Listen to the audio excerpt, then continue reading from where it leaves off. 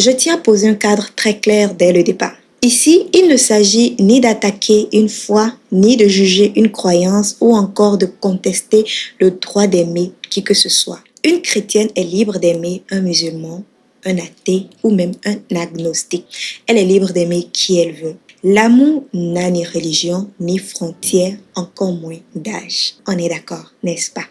Bref, ce débat n'est donc ni religieux ni spirituel.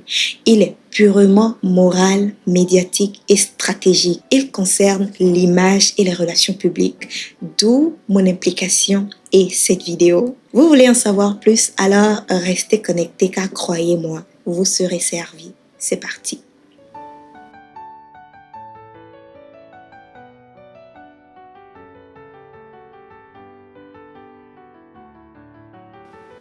Mes chers, arrêtons l'hypocrisie un instant. Cette histoire, ce n'est pas celle d'une femme courageuse face à un pervers narcissique, mais plutôt l'histoire d'une relation cachée, une relation qui s'effondre, une histoire de chantage juridique raté, mais surtout de victimisation médiatique recyclée en business.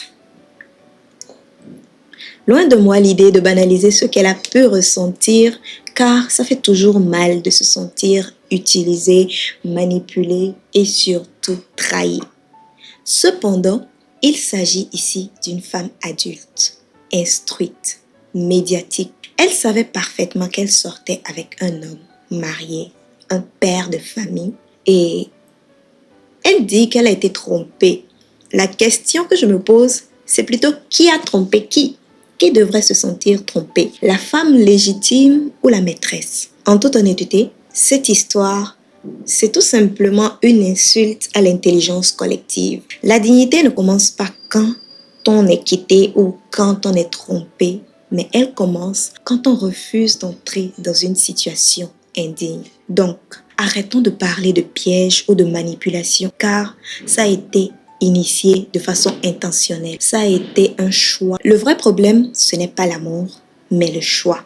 Le problème commence lorsqu'une personnalité publique, une journaliste influente, je suppose, et une chantre surtout, une chantre d'église, décide en toute conscience d'entretenir une relation avec un homme marié, un père de famille, une figure influente dans la sphère sociale. À partir de cet instant, il ne s'agit plus d'amour. Ce n'est plus une question d'amour qui est engagée, mais plutôt une question de responsabilité morale et religieuse. De responsabilité envers soi-même, envers son titre, de responsabilité envers la femme de l'autre monsieur, mais surtout de responsabilité vis-à-vis de la position ou l'image qu'on représente au sein d'une communauté religieuse. Sachez que la dignité, ce n'est pas un slogan. C'est une ligne de conduite. Donc, arrêtons un peu de parler de pièges ou de manipulation. Prenons les choses dans leur globalité de façon rationnelle. Le premier point qui a titillé mon attention, c'est le fait qu'elle ait commencé à se révolter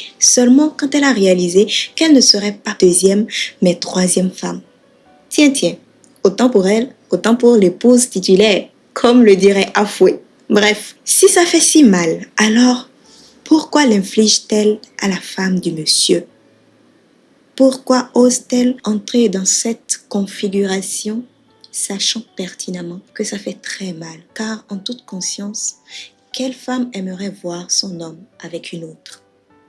Je doute qu'il y en ait des centaines. Il y en a qui l'acceptent, qui acceptent vivre ainsi car c'est ce qui leur convient, mais toutes n'acceptent pas. Et vu sa réaction, après avoir appris qu'elle serait troisième femme, c'est sûr qu'elle n'aurait pas accepté si elle était la première. Le deuxième point qui est tout aussi dérangeant, ou peut-être plus, c'est l'avortement. Une grossesse survient. L'homme lui demande d'avorter et elle accepte. Si, selon son ouvrage, elle veut défendre la dignité et mener une lutte juste comme elle le prétend, ne dit-on pas « mon corps, mon choix ». Mon corps, mon choix est tout aussi valable dans le cas où on souhaite garder la grossesse. Ce n'est pas seulement mon corps, mon choix, je ne veux pas garder, alors j'enlève. C'est aussi mon corps, mon choix, mon enfant, je garde. Mais bon, elle accepte, puis elle commet l'irréparable. Or, que l'on soit croyant ou non, un avortement est un acte très lourd. Sur le plan psychologique, il peut traumatiser. Et dans certaines juridictions, il est passible de peine. Sans bien sûr oublier le contexte religieux dans lequel un avortement, c'est un péché. Alors je ne comprends pas ceci. On ne peut pas prêcher pour la gloire de Dieu un dimanche, en finir avec une vie, une grossesse un lundi, puis venir expliquer au public qu'on défend une dignité. Comment peut-on, après tout cela, se positionner publiquement comme une porte-voix morale, comme une figure de dignité bafouée, sans jamais s'interroger sur ses propres choix? Pour moi, la dignité ne commence pas quand on est rejeté. Elle commence bien avant. La dignité commence dans ce que l'on accepte ou que l'on refuse par principe moral et par valeur qu'on reçoit. De vous à moi. Ce livre, c'est une manipulation narrative. C'est ici que tout bascule dans quelque chose de beaucoup plus grave ou peut-être absurde. Je ne m'attarderai pas sur la forme, mais plutôt sur le fond. C'est la publication même de ce type d'ouvrage présenté comme un manifeste pour la dignité féminine qui crée une confusion. Poser un combat public sur une base aussi opportuniste, aussi contradictoire, c'est exposer non seulement sa réputation, mais aussi exposer la crédibilité de toutes les vraies victimes. Pire encore, se présenter comme une victime emblématique d'un pervers narcissique. C'est dangereux puisque cela banalise les vraies souffrances des vraies victimes. Les dégâts collatéraux peuvent être immenses et ce sont exactement ce genre de comportement qui discrédite les vraies luttes féminines. Quand une femme piétine une autre, elle ignore l'épouse, efface les enfants, puis ensuite se pose en héroïne. Elle ne libère pas les autres femmes, elle les sabote plutôt.